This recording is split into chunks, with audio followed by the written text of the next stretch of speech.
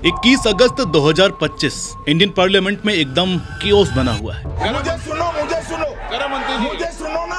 When he was the Home Minister of Gujarat, धड़ाधड़ bill pass हो रहे हैं, हंगामा हुआ जा रहा है और इसी हंगामे के बीच पास हुआ है promotion and regulation of online gaming bill 2025। अब सुनने में तो बस एक नया कानून लगता है, लेकिन इसके असर बहुत गहरे हैं, खासकर रियल मनी गेमिंग प्लेटफॉर्म पर जैसे Dream11। रिपोर्ट्स ने बीसीसीआई सेक्रेटरी से सवाल किया तो उन्होंने साफ कहा, देखो जब ये नया एक्ट लागू होगा ना, तब हम बैठकर अच्छे से देखेंगे कि इसमें क्या क्या लिखा है। अगर उसमें स्पॉन्सरशिप की इजाजत होगी तो जरूर लेंगे, लेकिन अगर उसमें साफ मना किया गया तो फिर कुछ नहीं करेंगे। अब सच बोले तो आप बीसीसीआई के अंदर बैठे ऑफिशियल्स का दिमाग बढ़ सकते हैं। वो सोच रहे होंगे, लो फिर से शुरू हो गया। ये कर्ज कभी पीछा नहीं छोड़ता, और मानिए या ना मानिए वो गलत भी नहीं है, क्योंकि अब मैं जो आपको बताने जा रहा हूँ वो है स्पोर्ट्स हिस्ट्री का सबसे अजीब पैटर्न। इतना कंसिस्टेंट पैटर्न कि लगेगा किसी ने स्क्रिप्ट लिखी हो, लेकिन हर डिटेल है कोल्ड, हार्श रियलिटी और pure facts. ITC Wills, Sahara India, Star India,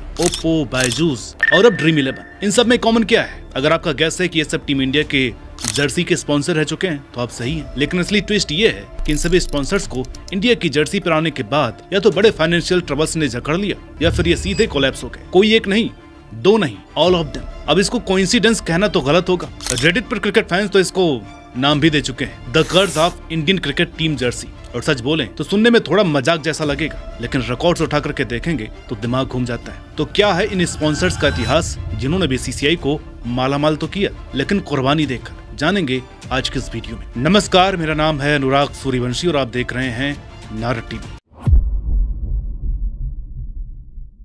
कहानी शुरू होती है 90s के गोल्डन एरा से। उस दौर में सचिन अपने प्राइम पर थे और इंडिया में क्रिकेट का क्रेज सिर चढ़ करके बोल रहा था। इसी बीच आईटीसी लिमिटेड अपने टोबैको ब्रांड विल्स के जरिए 1993 में पहली बार इंडिया की जर्सी का ऑफिशियल स्पॉन्सर बना। लगभग 9 साल तक विल्स का लोगो इंडियन जर्सी पर छाया रहा। 1993 से 1999 तक उन्होंने करीब 45 करोड़ रुपए बीसीसीआई को दिए। फिर 1999 से 2002 वाले कॉन्ट्रैक्ट में तो 35 लाख रुपए हर टेस्ट मैच और 30 लाख रुपए हर वनडे के लिए देते थे, और उस टाइम पर यह रकम बहुत बड़ी मानी जाती थी। लेकिन यहीं से शुरू हुआ कर्ज यानी श्राप। फरवरी 2001 में अटल बिहारी वाजपेयी की सरकार ने टोबैको एडवर्टाइजिंग को पूरी तरीके से बैन कर दिया। अब विल्स चाह करके भी स्पॉन्सरशिप कंटिन्यू नहीं कर पाए, जबकि कंपनी सिर्फ सिगरेट तक लिमिटेड नहीं थी, उनके पास क्लोथिंग स्टोर्स भी थे। लेकिन बैन लगने के बाद उन्होंने सिर्फ क्रिकेट ही नहीं बल्कि सारे स्पोर्ट्स स्पॉन्सरशिप से हाथ खींच लिए, और ये वापसी उन्होंने 2013 तक नहीं की। विल्स के जाने के बाद 2001 में एंट्री हुई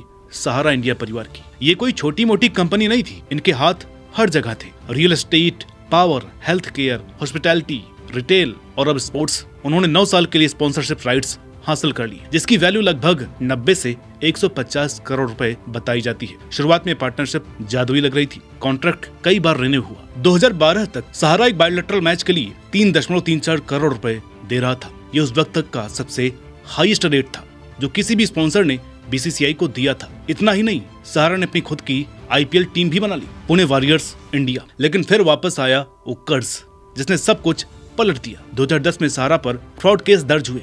2012 में सुप्रीम कोर्ट ने उन्हें 24,400 करोड़ रुपए का मुआवजा भरने का ऑर्डर जारी किया। उनकी बीसीसीआई से रिलेशनशिप भी खराब हो गई, खासकर पुणे वॉरियर्स की फ्रेंचाइजी को लेकर। और सबसे शॉकिंग बात, जब 2013 में उन्होंने नया बिड करने की कोशिश की तो 2 करोड़ 35 लाख रुपए प्रति मैच का ऑफर किया, जबकि स्टार इंडिया ने 1 करोड़ 92 लाख रुपए प्रति मैच ऑफर किया था। यानी कि सहारा ज्यादा पैसे देने को तैयार था, लेकिन बीसीसीआई ने उनका बिड टेक्निकल ग्राउंड्स पर जाकर रिजेक्ट कर दिया। सहारा के ऑफिशियल्स आग बबूला हो गए और इसे स्टेज मैनेज्ड प्रोसेस कहा। फिर 2014 में एंट्री हुई स्टार इंडिया की। उन्होंने 1 करोड़ 92 लाख रुपए पर बायलैटरल मैच और 61 लाख रुपए पर आईसीसी टूर्नामेंट गेम के हिसाब से डील साइन की। 3 साल का एक कॉन्ट्रैक्ट 2014 से 2017 तक चला। और देखिए, मैच भी परफेक्ट लग रहा था, क्योंकि स्टार इंडिया वैसे भी इंडियन क्रिकेट का ब्रॉडकास्ट पार्टनर था। लेकिन यहाँ पर भी इस कर्ज ने पीछा नहीं छोड़ा। स्पॉन्सरशिप पीरियड के दौरान ही स्टार इंडिया खुद भारी कॉर्पोरेट रिस्ट्रक्चरिंग और हॉलीवुड में हो रही मर्जर एक्टिविटीज में उलझ गया। ऊपर से बीसीसीआई की अंदरूनी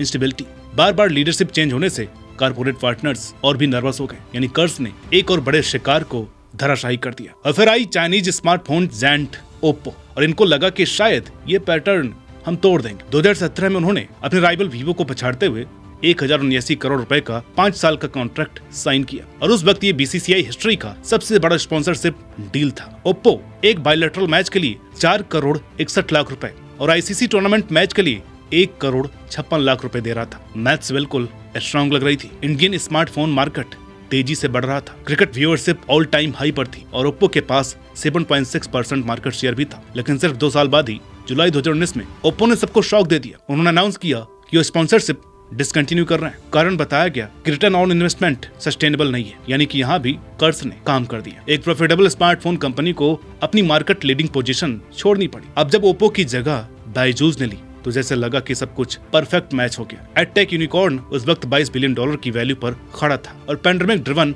ऑनलाइन एजुकेशन बूम पर सवार होकर आसमान छू रहा था। उन्होंने ओप्पो वाला ही पेमेंट स्ट्रक्चर कंटिन्यू रखा। 4 करोड़ 61 लाख रुपए हर बायलैटरल मैच के लिए। कुछ टाइम तक सब कुछ स्मूथ लग रहा था। बायजूस का लोगो विराट कोहली, रोहित शर्मा और पूरी टीम इंडिया की जर्सी पर चमक रहा था। हर बड़ी जीत के दौरान बायजूस और इंडियन क्रिकेट जैसे एक दूसरे के सिनोनिम बन गए थे। लेकिन 2022 तक बायजूस पेमेंट डिफॉल्ट करने लगा। बीसीसीआई को उनका 158.9 करोड़ रुपए का स्पॉन्सरशिप ड्यू बाकी रह गया। कंपनीज में फाइनेंशियल धोखाधड़ी के मामले की सुनवाई करने वाली नेशनल कंपनी लॉ ट्रिब्यूनल ने बीसीसीआई द्वारा फाइल की गई इंसॉल्वेंसी पिटीशन को एडमिट कर लिया। नतीजा ये हुआ कि बायजूस का मैनेजमेंट सस्पेंड कर दिया गया और कंपनी के एसेट्स फ्रीज कर दिए गए। फिर जुलाई 2023 में एंट्री हुई फैंटेसी स्पोर्ट्स जायंट ड्रीम 11 की। $8 बिलियन की वैल्यू पर खड़े इस प्लेटफॉर्म ने मार्च 2026 तक के लिए 358 करोड़ रुपए का कॉन्ट्रैक्ट साइन किया। डील के हिसाब से 3 करोड़ रुपए हर बायलैटरल और 1 करोड़ रुपए हर आईसीसी टूर्नामेंट मैच पर ये दे रहे थे। 1 साल तक सब कुछ सही चला। टीम इंडिया की जर्सी पर ड्रीम 11 का लोगो वर्ल्ड कप कैंपेन्स और बायलैटरल सीरीज की जीतों के दौरान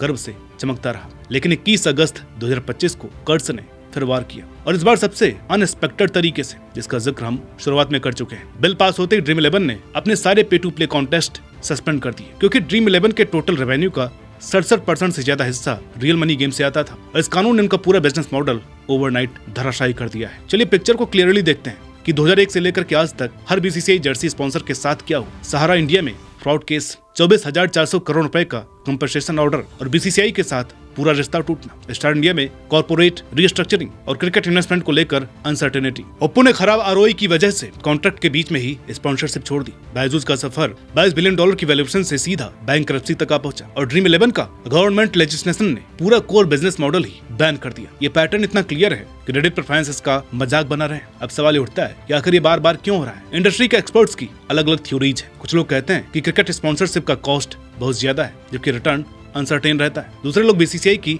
एडॉक फंक्शनिंग और बार बार बदलती लीडरशिप को ब्लेम करते हैं, जिससे कॉर्पोरेट पार्टनर्स नर्वस हो जाते हैं। लेकिन मजेदार बात यह है कि ये पैटर्न किसी भी कंपनी को नहीं छोड़ता, चाहे वो टोबैको कंपनी हो, फाइनेंशियल जायंट हो, मीडिया जायंट हो, स्मार्टफोन मैन्युफैक्चरर हो, एडटेक यूनिकॉर्न या फिर गेमिंग प्लेटफॉर्म। ये कर्ज सबको बराबर ट्रीट करता है। अब बीसीसीआई एक बार फिर से उसी अजीब लेकिन अनकंफर्टेबल पोजीशन में है, यानी कि स्पॉन्सर ढूंढना, जबकि पीछे अजीब पैटर्न का बोझ लटक रहा है। इंडस्ट्री इनसाइडर्स कहते हैं कि शायद अब समय आ गया है कि वो लेगेसी ब्रांड्स जैसे टाटा, महिंद्रा या अमूल को टारगेट करें। ये कंपनियां दशकों से टिकी हुई हैं और अचानक रेगुलेटरी या बिजनेस कैटास्ट्रॉफी का शिकार होने की संभावना कम है। इंडियन क्रिकेट टीम आज वर्ल्ड वाइड लेवल पर पहले से ज्यादा पॉपुलर है।